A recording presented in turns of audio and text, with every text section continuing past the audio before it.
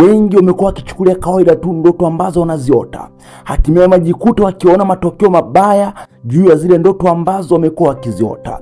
Leo nimekuletea, ukiota hizi ndoto 10 wakati wa usiku, chukua hatua haraka kabisa.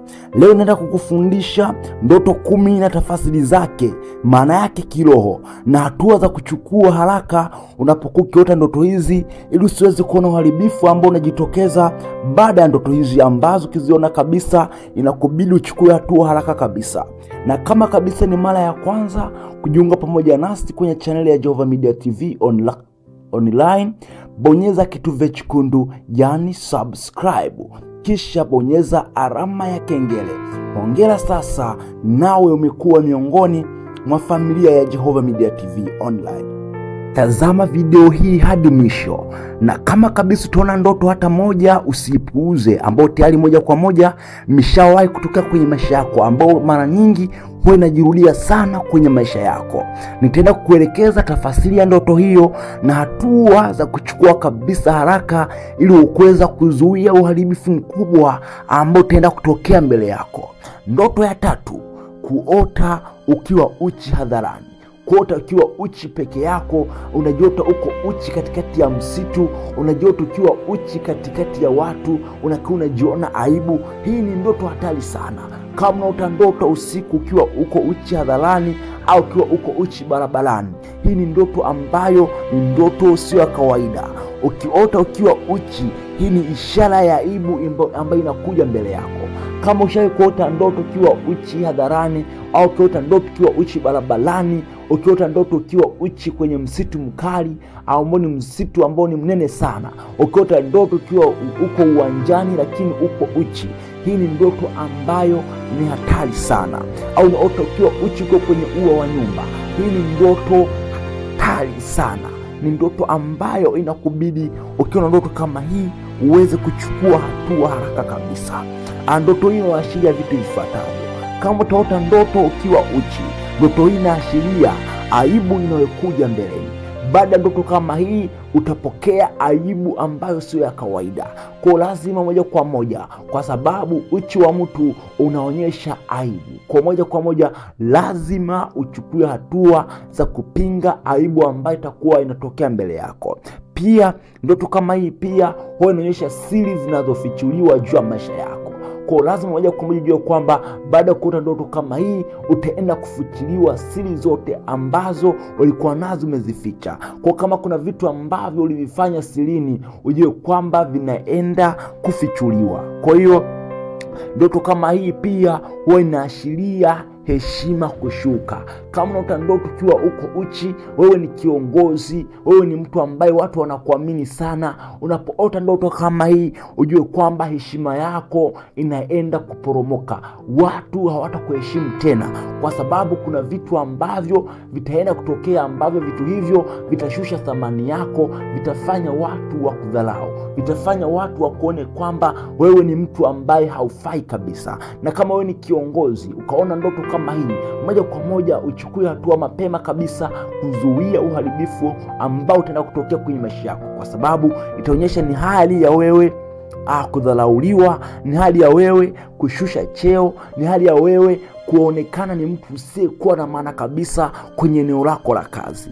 Kwa hiyo unapoona ndoto kama hii, lazima moja kwa moja uchukue hatua haraka kabisa.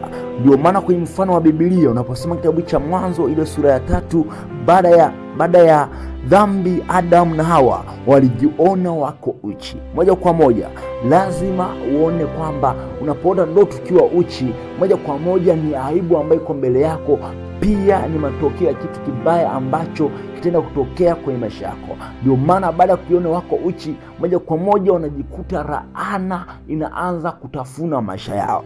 Unapoona ndoto kama ikiwa uko uchi, lazima uchukue hatua zifuatazo.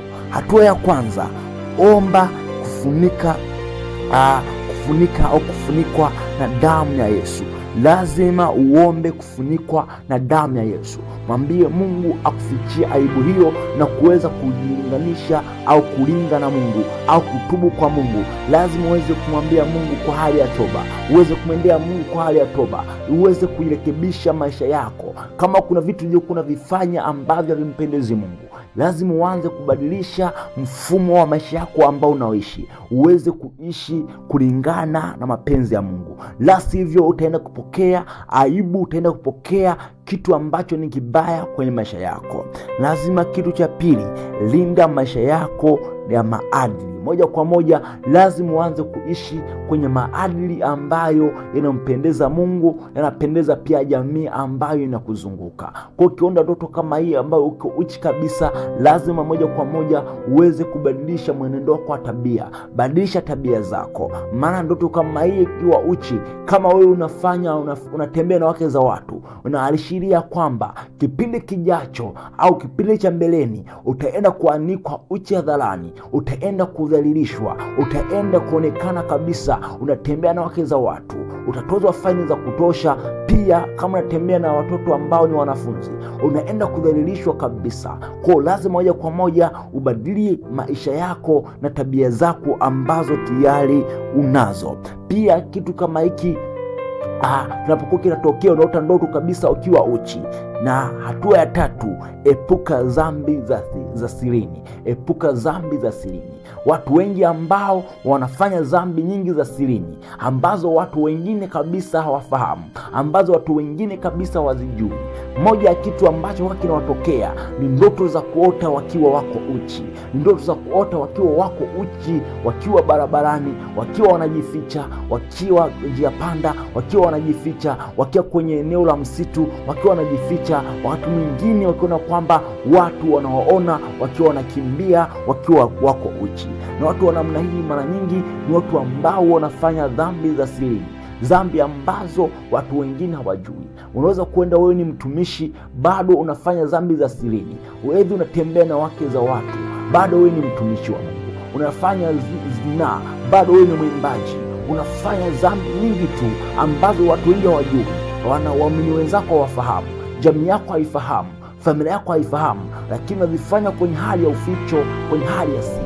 Lakini baada ya kuona unaota ndoto ukiwa uchi, na kama video hii imekuja, ujue kwamba hii video ni kwa ajili yako. Mungu anakupa onyo. Hataki udhalilike, bali anataka uweze kurekebisha maisha yako pamoja na yeye. Ni wakati wako sasa kuacha hizo dhambi za sirini na kuanza kumrudia Mungu na kuanza kuomba toba machoni pa Mungu. Ndoto ya 4,